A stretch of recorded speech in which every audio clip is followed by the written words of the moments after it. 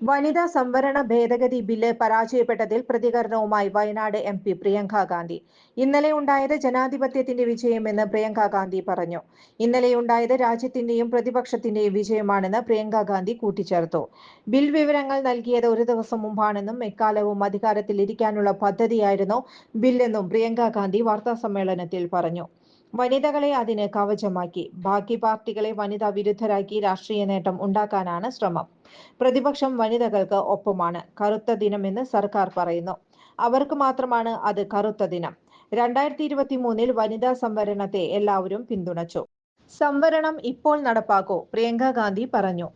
ജനങ്ങൾ നിങ്ങളെ വിശ്വസിക്കുന്നില്ല. ജനങ്ങൾ നിരവധി പ്രശ്നങ്ങൾ നേരിടുന്നു. സർക്കാരിന്റെ ഭാഗത്ത് നിന്ന് അതൊന്നും പരിഹരിക്കാൻ ശ്രമമില്ല. അമേരിക്കയെ പേടിച്ച് വ്യാപാര കരാർ ഒപ്പിട്ടു.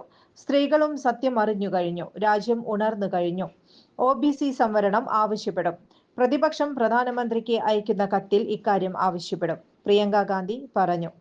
ബിൽ വിജയിച്ചാൽ രാജ്യം വലിയ ബുദ്ധിമുട്ടുകൾ നേരിടുമെന്നും ബിൽ പരാജയപ്പെട്ടത് BJPക്ക് ഷോക്കാണെന്നും പ്രിയങ്ക ഗാന്ധി കൂട്ടിച്ചേർത്തു.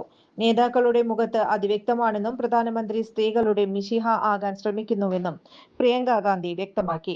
ചുരുങ്ങിയ ചിലവിൽ വീട്ടുമുറ്റത്തൊരു വിളക്ക്, വൈദ്യുതി വേണ്ട, ബാറ്ററി വേണ്ട, പൂർണ്ണമായും സോളാറിൽ പ്രവർത്തിക്കുന്ന ലൈറ്റുകൾ നിങ്ങളുടെ വീടുകളിലോ സ്ഥാപനങ്ങളിലോ എവിടെയായാലും സ്ഥാപിച്ചു കൊടുക്കുന്നു.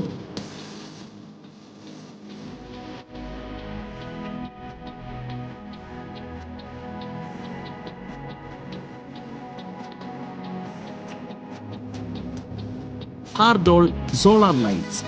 കൂടുതൽ വിവരങ്ങൾക്ക് വിളിക്കേണ്ട നമ്പർ 9447132148. കൂടുതൽ വാർത്തകൾക്ക് ഞങ്ങളുടെ ചാനൽ സബ്സ്ക്രൈബ് ചെയ്യുക. ഫേസ്ബുക്ക് ഫോളോ അപ്പ് ചെയ്യുക. വാർത്തകൾ വേഗത്തിലറിയാൻ Anytime News.